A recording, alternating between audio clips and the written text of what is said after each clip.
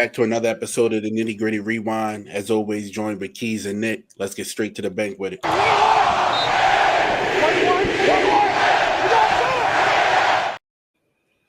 The Ravens are officially over 500, moving to 6-5, defeating the Jets yesterday 23-10. Lamar Jackson was 13 for 23 for 153 yards. Derrick Henry, 21 carries for 64 yards on the ground, 2 touchdowns. Keys, we finally over 6-5. What were your thoughts on the game? Well, about talk about the 6-5. You happy if you start 1-5. You happy to win 5 games in a row. We talked about it last week about the different type of teams you're playing, the teams that you need to beat, the teams that you should be playing better football against. But in the day, like I said, you're happy to talk about the fixes that you need to make when you after a win, then coming in here after a loss, and talking about those fixes. Like I said, you're happy. Everything is in front of you. Like everything that you need, that all your goals are there. All your goals are still that you want to accomplish coming into the season. All those goals are still there. Defensively, we talked about it coming in again. Positive trends, another 2 turnovers. You keep turning the ball, creating turnovers, not turning the ball over. That's a great recipe to win games. So your defense played well. Your defense played great. I'm not gonna say well. Your defense played great. Granted, it's the Jets, and you can't take a lot from them, but they played great. Your special teams is playing out of this world right now. And now we're gonna talk about it. I'm sure Nick can cover. We need this offense to kick it, do something. They got to kick it in gear. They got to be better. They need a sense of urgency. Something's got to change. Either taking one of them offensive linemen out on certain offensive linemen, more DeAndre Hopkins, more Charlie Kolar, more Keaton Mitchell, more Tez Walker.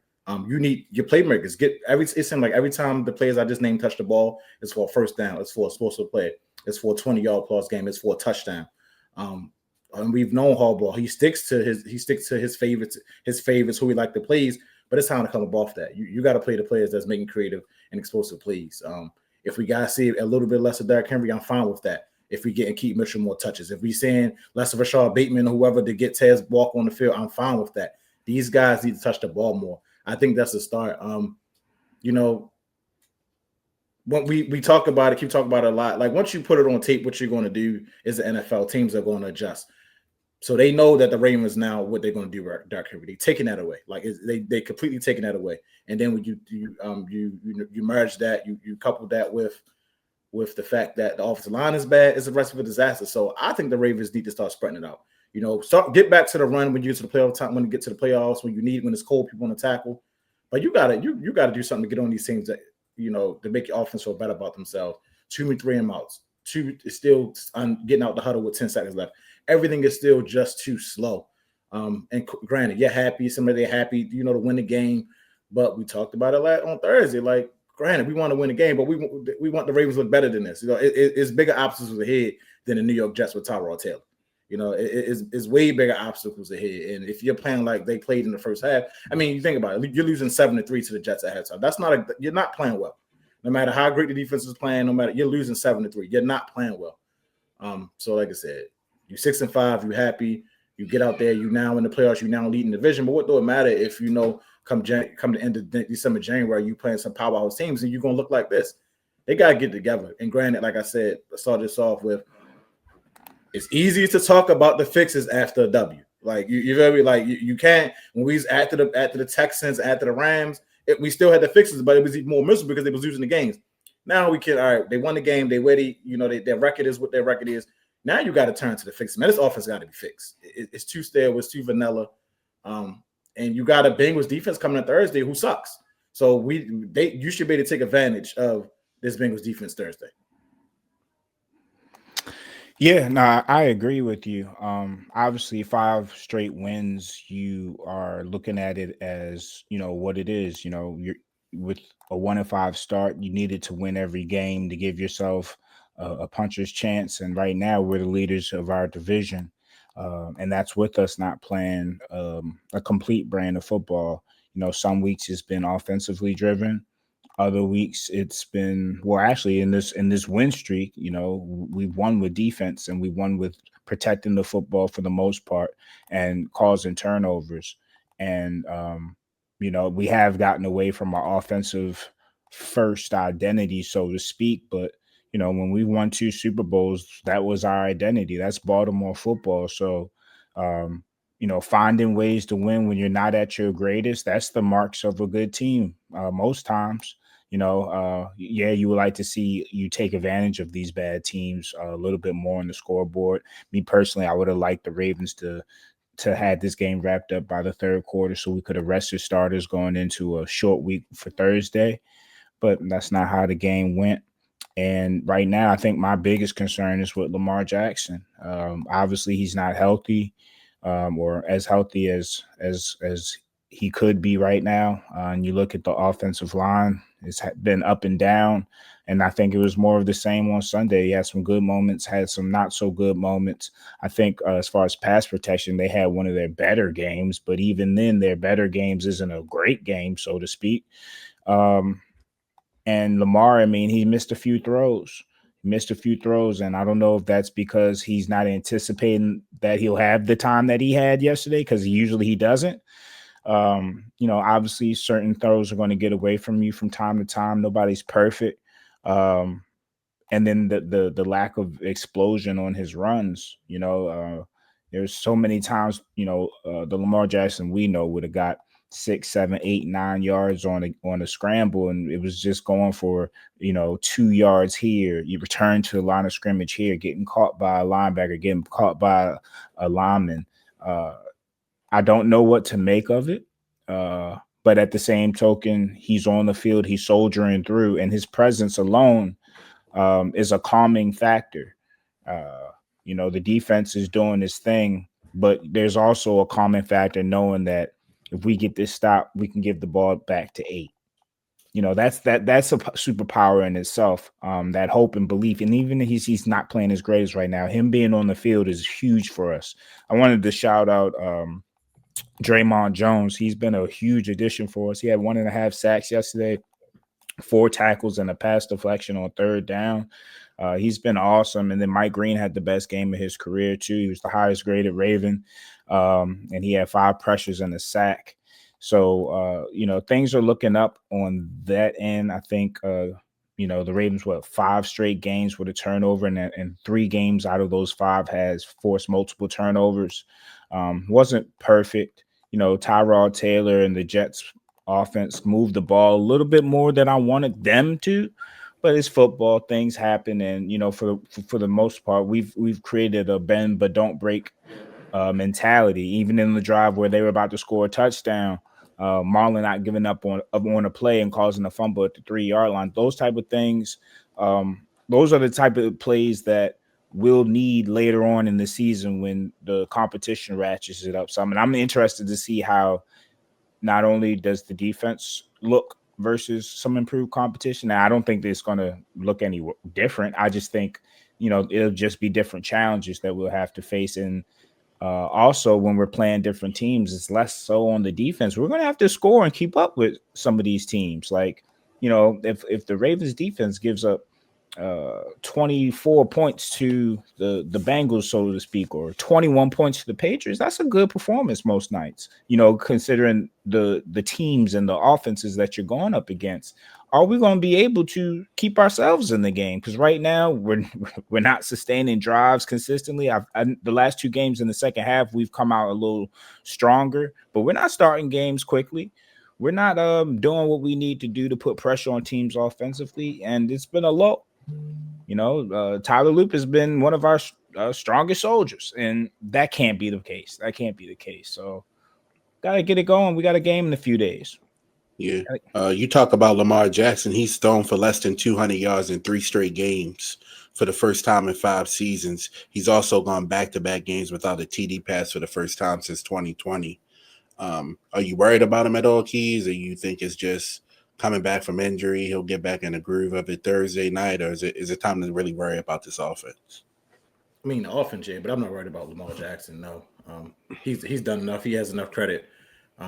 He has enough credit. He has enough in the bank. I'm not worried about him. But if you know what your offensive line is, if you know that your receivers going to keep dropping balls, it's hard, man. It's hard, and then you're missing games, so maybe you got to do a little bit of rust. But I'm expecting Lamar to kick it in again in these next couple games. He know You got the Bengals coming in. You could pretty much end their season, and then you got the Steelers coming in where you beat them. You take full advantage of the division. So no, it's the offensive line, a combination of offensive line, him being come back from the injury and a little bit of rust. So I'm expecting him to kick it again because like Nick said, the throws are there. He's just missing them. I'm expecting him to keep missing those throws. Staying with the offense, Nick, what about Todd Monken? I mean, first 3 drives yesterday, the offense nets 23 yards. Are you looking at him to play calling, or is this just Ravens just in a funk right now? I mean, they also didn't start with a lot of good field position. They were pinned back a lot in the first half. So part of it was situation. Part of it is bad throws. Part of it is bad play calling. It just wasn't a good showing early on. And that's on a lot of different factors. I mean, we just talked about Lamar not having multiple touchdowns or not having a touchdown thrown in multiple games since 2020. I mean, Mark Andrews dropped a touchdown and Lamar Jackson missed DeAndre Hopkins on a wide open touchdown. So good point. Yeah, I mean, they got to convert better on third down too. I mean, 2 for 11 against a Jets defense. I mean, granted, it's a decent defense, but I mean, they just gave up Quentin Williams and Sauce Gardner a few weeks ago. 2 for 11 is not going to cut it the next few weeks against the Bengals and the Steelers. While we here, though, we do have the Bengals on Thursday night. Early outlook on that game, Nick. Well, supposedly Joe Burrow's going to be back, so it's going to be interesting to see physically what his limitations are, if there are any at all. And we're going to have to exploit it. So we talked about Draymond Jones. We talked about Mike Green. We're going to have to put some pressure on him because if he's wearing a splint, if he's wearing something protective on that toe, I would like to put some pressure on that toe. I want him to think twice about, his mechanics. I want him to think twice about planting. I want him to think twice about doing anything athletic with that foot. And the only way to do that is to speed up his clock. So that's going to be something I expect there to be a little bit of rust. But again, our offense has been rusty for a few weeks now. So, we're going to have to start getting this into gear because you have the Bengals, you have the Steelers, and you have the crux of your schedule coming up. And we've gotten the division lead, but now we have to maintain it. Yep. Yeah, I agree with that. I don't expect granted, regardless of Joe Burrow coming back, I still expect the Ravens to be able to take care of business Thursday. He's not going to be able to move. I think he's going to be severely limited in his mobility. He's not going to be able to move. And the Ravens they getting home. They getting the pass rush now. So I think that's going to be the key to the game. Just putting constant pressure on him. Somebody that's coming back from turf toe 3 weeks early shouldn't be able to move around in the pocket. Yeah, no news came out earlier. The Bengals will be without T. Higgins and Trey Hendrickson. So two big guys out for the Bengals on Thursday night. Anything else from that Jets game y'all wanted to touch while we was here? Harbaugh come out say anything post game? He bigged up the O-line. I mean, it's really not much to say. It was an ugly victory, and it's not something you kind of wash your hands with and know that you're thankful to get a win. You're thankful it was the Jets. First time home in a while. Yeah, you need to play better at home. You at the bank Thursday night, Nick? Probably not. I got plans with the family. Family. Yeah. Got you. In the other AFC North game, the Steelers were defeated by the Bears in Chicago, which allowed the Ravens to move into the lead in the AFC North with the division record tiebreak. I'm sorry. Any thoughts on that game, Keys? I think we all picked the Bears to win. The Steelers to win the game. But if the still Nick posted a graphic in the chat. We've seen it. This graphic all over the social media. If they're not going to throw in the middle of the field, they're going to lose the games. You can't have those type of graphics where you not throw in the middle of the field and not have a number of target receiver. I think it's strictly they got some problems in Pitt. Granted, will they win a couple games? Mike Tomlin is their coach, yes. But they got some problems, man. They can't move the ball to offense, and their defense is not as good as what they think it is. So we'll see. We'll see how much the difference of Aaron Rodgers. It should make a big difference because a lot of people are saying they would have won that game with A-Rod. So, and it was there for the taking. But we'll see, man. They got some problems, though. They definitely got some problems. I mean, they say the Steelers haven't completed a pass of over 20 yards in the month of November. So Yeah, definitely having that's issues stretching the football. Nick, you had any thoughts on that game? Well, as far as that is concerned, you would think somebody like DK Metcalf, whose best trait is verticality, would help in that instance. But I think he's been a severe disappointment in that offense and in that scheme. I never liked Arthur Smith as a coach, so I've just been waiting for this to happen. You know what I mean? And it's happening. And it's crazy. I can't imagine how it feels to be a Steelers fan right now to watch the team that started 1-5 take the division lead and have the same record as your team. Like you were gifted, what was it, a 4-game lead or whatever it was, Lead, yeah. and it's gone, and we ain't even reached December yet. That's a We didn't problem. even get to Thanksgiving. God damn. Yeah, we didn't even get to Thanksgiving. So and then Caleb sprinkling his dust on your team. It's just like Sko has so much to say, and Caleb did it to him. I appreciate you, Caleb. You good in my book, brother. And I mean, if Chicago had a quarterback who could really complete passes and was a bit more accurate, it might have looked worse than that. It'd have been nastier than that, yeah. Because I mean, he had a few passes that he just missed. He's doing too much, yeah. DJ Moore was running free for touchdowns. I mean, it was a tough day for that Steelers defense. But the Browns did win. I'm about to say, with the Bills coming in, they gotta get serious real quick. They gotta get serious. The Bills and the Ravens in Pittsburgh. Yeah, it's in Pittsburgh Sunday, 4:25, and then the Bills got their own issues, so they're gonna come in hungry and angry. Yeah, this is a game. I mean, they won. The Bills one game up on them in the standings like that. They fighting for wild card at this point in time. It's a big game. It's a big game for both teams. Steelers because they're coming off what they're coming off of and what they got, ahead of them. In the Bills, everybody said they just not a good team. They just Josh Allen and a bunch of guys. So a lot to prove. Two teams coming off losses. You know who I'm picking. And the Bills with extended rest. Yeah, the Bills had a week and a half. 66 on the way. Yeah, man. I think the Steelers. Well, we'll see, man. But we'll see. Them playing. You know how they go. Them playing mad is a different story. Them coming off a bad game, a bad loss. They probably gonna rock and sock them around. But will they have enough though? I don't think so. All right. So before we go ahead. No, I was gonna say they lose the Bills. They lose versus us. It gets real spooky for them. Yeah, it get real scary. Real scary. Score predictions for Thursday night. I'm going to go Ravens 31. The offense gets back on track versus Geno Stone and the Bengals. I'm going to go Ravens 31, Bengals 21. I'm going to go Ravens 29-20. Shit. I don't like what I've been seeing physically from my quarterback right now. Until I see that extra burst in gear, I don't know what to make of the offense. I think when we win, it's going to be more so grinded out affair, 20-27, I don't know, 17. I mean, yeah, they're going to run the ball effectively Thursday night. It's going to be cold. I think he said it'll be like sub 30, so it'll be cold out there. Yeah, you got Derrick Henry coming down on Thursday, like 42, so it's going to like 30, 35 by game time. With that harbor down there, it's going to feel colder than that. So I mean, you get Derrick Henry. Bengals may not want to hit him. They may be thinking about Thanksgiving dinner, and they can't stop the run. So. Right. If you watch the Bengals tape, bro, the middle of the Hunter Henry was having the field day. Actually, hold on. The middle of the field is all open. You should be able to blow them the hell out, bro. Yeah, they trash. Let's round that back. I forgot the Bengals defense was that bad. Nah, yeah, they bust. This is a get right spot. I up my prediction probably to 30 to 21.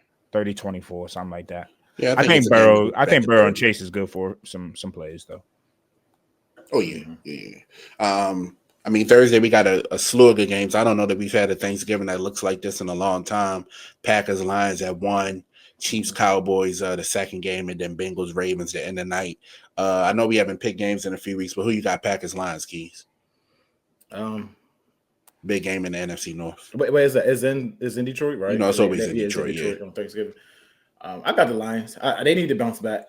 They need to bounce back because if they lose this game, this pretty much wraps up the division for the Packers. Pretty much puts them in a 2-man race with them in the Bears. So it's like the Lions because what they 6-4, they came back once, so they 7-4 now. Oh yeah, it's a big game for them. It's a big game because you don't want to lose to them. Then they get them a 2-game lead. I like the Lions at home to get a get right game. And the Packers ain't been that impressive. I feel like they just like the Ravens. Like they better than the teams they playing, so they beating them by the scores they beating them by, but they not really playing that well. And then Nick, Chiefs Cowboys, who you taking, and what were your thoughts on the Chiefs getting back over the snide?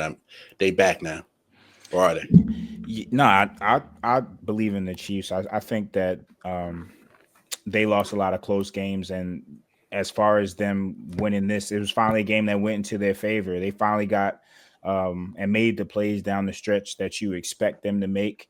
And I think that continues. I mean, you look at their point differential, they was always in the plus. It's not like teams have been just beating the hell out the Chiefs. So, you know, they were unfortunate in some instances, but yesterday they found a way to win. Long term, that Colts team, I like how they're structured, but Daniel Jones, for as good as he's been, there's some limitations there, and I think teams are going to start exposing that more and more and more. But yeah, I think the Chiefs win versus the Cowboys, and you know, you're looking at their schedule: Houston, Chargers, Tennessee, Denver, and the Raiders. There's some tough games in there, but I think a Chiefs team that's hungry, you know, I think they probably run that table. Yeah, I don't see why they don't run that table either. So, on that note, everybody stay safe, be blessed. We'll be back next Monday with another episode of The Rewind, where we'll break down the Bengals game, talk about Steelers, Bills as well. Everybody enjoy their Thanksgiving holiday. Be safe, be blessed. We out.